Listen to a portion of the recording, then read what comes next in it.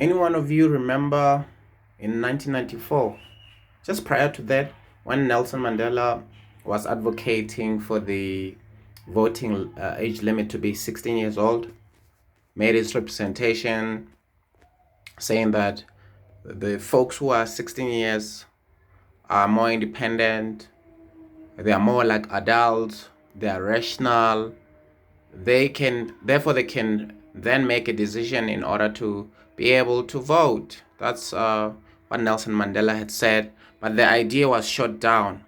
Obviously, it was in a bit of panic, or should I say, for Mandela to just ultimately make sure that he's garnering a whole lot of the youth whom he knows that they were effective in June 16 of 1976.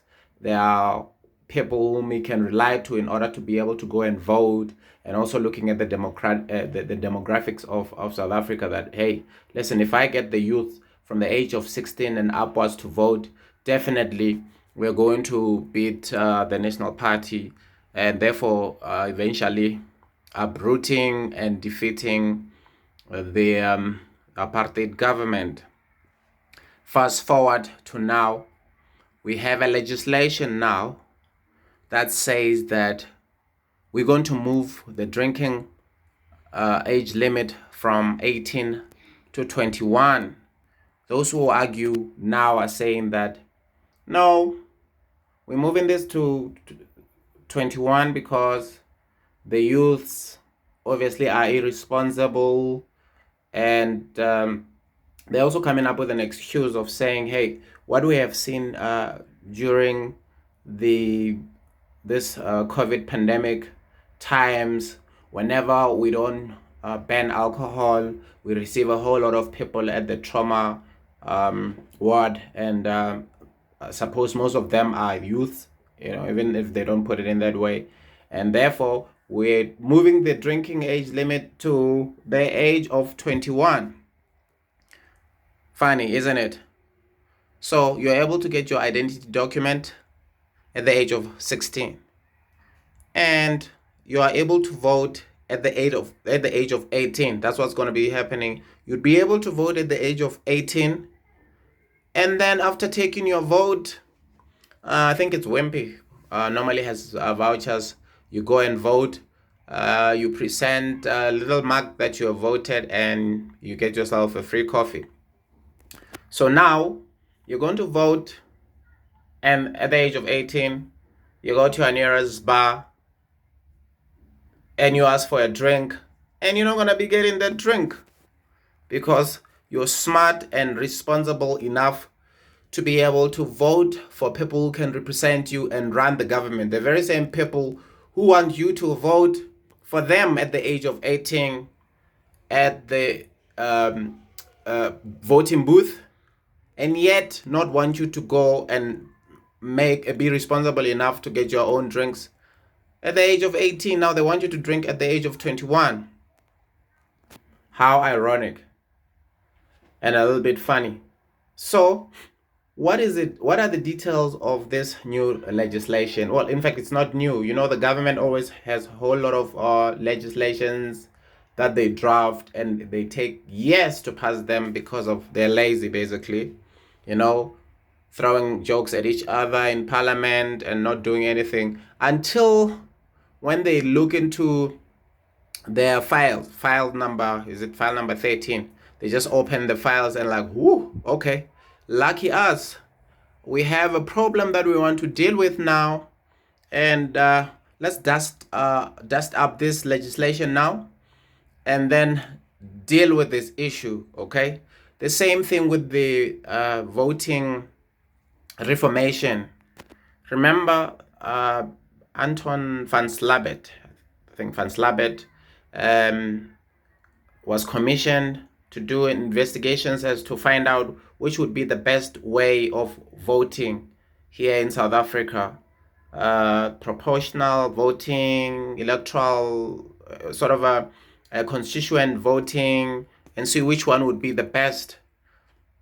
Where when you vote for someone, say for instance, we have about 357 municipalities. So think of it each and every municipality that you coming from, you vote for a person that you know. That person goes to the parliament. I guess preferably this time it will be the national, the lower chamber of the parliament, NCOP, because that's where they're signing and ratifying the legislation that comes from the parliament. So think of having someone that you know from your own municipality, whom you represent them over there, to be able to talk about the needs of your municipalities, be it if you worry about issues of potholes, if you worry about issues of youth unemployment, or just coming from an area where there's no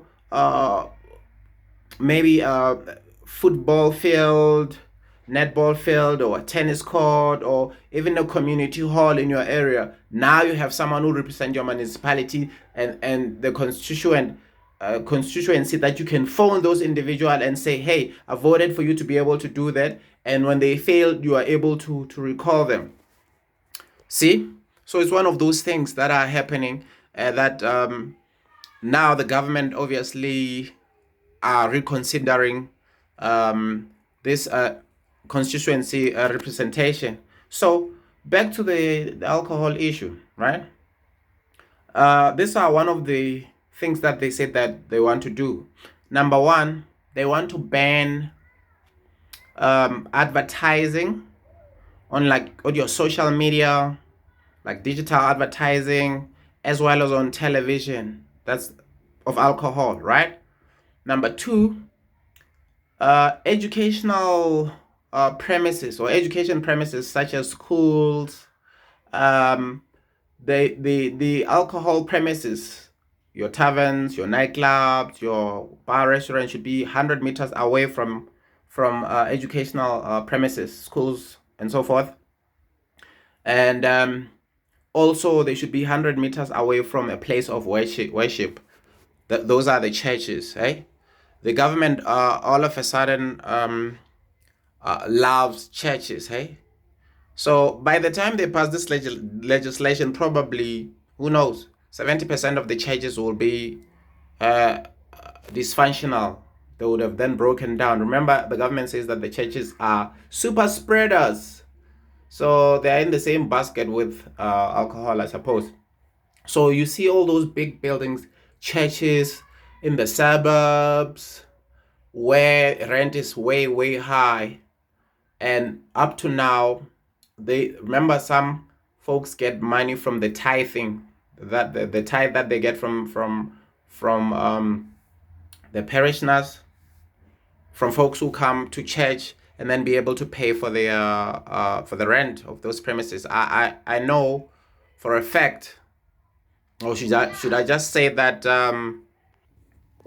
so yeah, now the government is in love with our educational systems, and as well as churches, which they didn't even protect up to this time.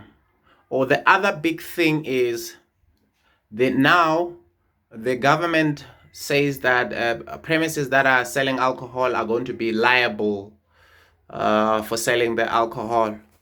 Um, so we'll find out as they define the liability of alcohol selling premises. So in other words, they'll probably say that if a person comes up to your nightclub, to your bar, to your tavern, buy alcohol, go out there, probably fight with somebody else, get beaten up and be bruised and grievously just harmed. The premises that sells alcohol would then have to fit in the bill at the hospital. I mean, this is where it's going. And remember, I told you that they also are going to still come up with the sin tax. You know, they call it sin tax. I guess it's the sin of drinking alcohol and smoking cigarette. They're still going to tax the alcohol industry as well as the cigarette industry in this year, after they've closed them down for so many months, and which led to hundreds of thousands of people being retrenched in the liquor industry, and restaurants being closed down, as well as small brewers shutting down their business forever. And the government is still, plowing ahead. But for me, I just wanted to look at this irony of the government trusting you with your vote at the age of 18 and not trusting you with your beer at the age of 18. And you voted for the government at the age of 18 for them to be up in power, where they're now using your money when you're working, that's sustaining them, which they're disrespecting the institution full of corruption and fraud. And then at the end of the day, they reward you by turning up the voting age limit to the age of 21 and leaving you with a drought. Yeah, so that's my take. My name is Mamuji, and thanks for watching the Mamuji Show. I'm outie.